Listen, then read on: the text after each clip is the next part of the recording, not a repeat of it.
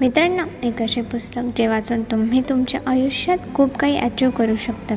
तुम्ही कोणत्याही फील्डमध्ये असाल, हे पुस्तक वाचून तुमच्या ध्येयापर्यंत पोचवायला तुम्हाला याचा नक्कीच फायदा होईल.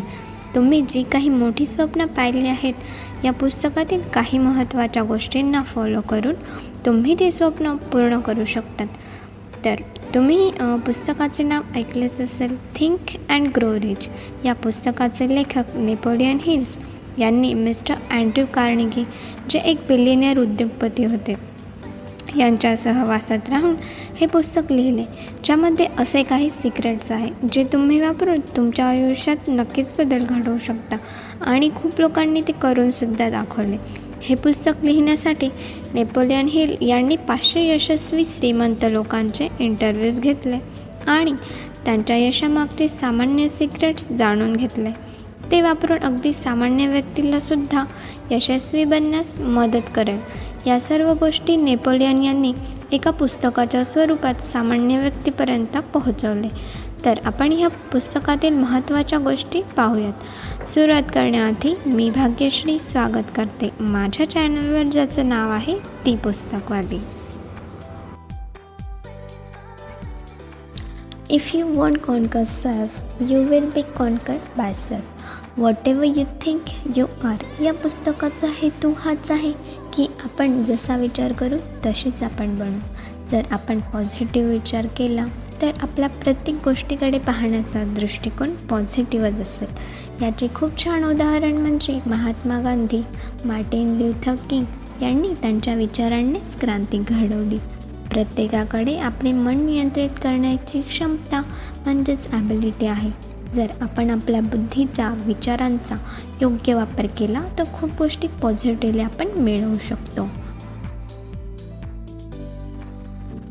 Burning Dzire. मी तुम्हाला एक तीव्र इच्छाशक्तीचे एक छान उदाहरण सांगणार आहे. 1519 मध्ये कॅप्टन हर्नर कॉर्ट्स आपल्या सैन्यासोबत पाण्याच्या मार्गे विदेशी जमीन कॉन्कर करायला निघाला. ते युद्ध करून त्याला ती जागा जिंकायची होती. त्याची तीव्र इच्छाशक्ती घेऊन तो 500 सैनिकांसोबत तिथे पोहोचला. त्याला समजलं की शत्रूंची संख्या जास्त आहे. त्यामुळे त्याने त्याच्या सैन्यांना आज्ञा दिली की आपल्या सगळ्या जहाजांना आग लावून द्या. त्याने असे का केले असेल मित्रांनो? मी सांगते. त्याला माहीत होते जहाज असतील तर सैन्य घाबरून माघार घेऊन पळून जाण्याचा विचार करतील, म्हणून ती सगळे जहाज जाळून टाकले आणि सैनिकांना सांगितले की आपल्याकडे 2च पर्याय आहेत. ते म्हणजे शत्रूला शरण जाणे किंवा सर्व शक्ती एक करून शत्रूला हरवणे. त्याच्या या भन्नाट बोलण्याने त्याच्या सैनिकांवर एवढा परिणाम झाला की मोठ्या शत्रूंनासुद्धा त्यांनी हरवले. यालाच म्हणतात तीव्र इच्छाशक्ती.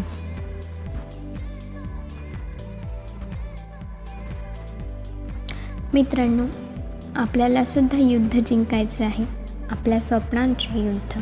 त्यासाठी माघार न घेता जहाजांप्रमाणे आपल्या अडचणी जाळून टाकायच्या आहेत, ज्यामुळे आपल्या ध्येयापर्यंत, आपल्या स्वप्नांपर्यंत पोहोचायचे आहे. त्यासाठी आपण काही गोष्टी ठरवल्या पाहिजेत. सोशल मीडिया, गेम्स अशा गोष्टींवर आपला अमूल्य वेळ न घालवता आपल्या तीव्र इच्छाशक्तीच्या सहाय्याने स्वप्नापर्यंत पोहोचायचे आहे. लेखक आपल्याला हेच सांगतात, पैसे कमवण्याच्या इच्छेसाठी काही नियम जाणून घ्या. लेखक आपल्याला सांगतात पैसे कमवण्याच्या इच्छेसाठी काही नियम जाणून घ्यावे लागतील. त्यातील पहिला नियम आहे fix the exact amount of money you want.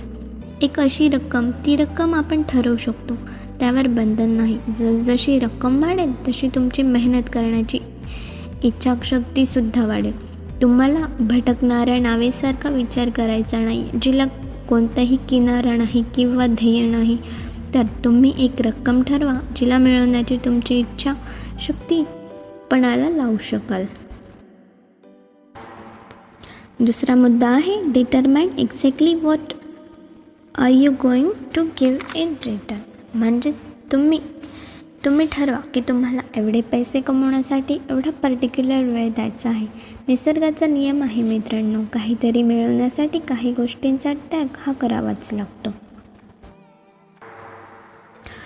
तिसरा मुद्दा आहे इस्टॅब्लिश अ डिफाईन. तारीख फिक्स करून घ्या. या तारखेपर्यंत तुम्ही तेवढा पैसा शकाल. चौथी गोष्ट, create a definite plan and start right away. आता एक प्लॅन बनवा आणि त्यावर काम करायला सुरुवात करा. प्लॅन परफेक्ट नसला तरी चालेल, पण त्या प्लॅनवर तुम्ही जे ॲक्शन्स घेत आहात ते फार महत्त्वाचं आहे. पाचवा म्हणजे write down everything as a statement. एका डायरीमध्ये या सर्व पॉईंट्सच्या रिलेटेड तुम्हाला जे विचार येतील ते तुम्ही लिहा. हे सगळे पॉईंट, तुमचे विचार तुम्हाला ध्येयापर्यंत पोहोचवण्यास खूप महत्त्वाचं आहे. आणि शेवटचा आणि महत्त्वाचा पॉईंट,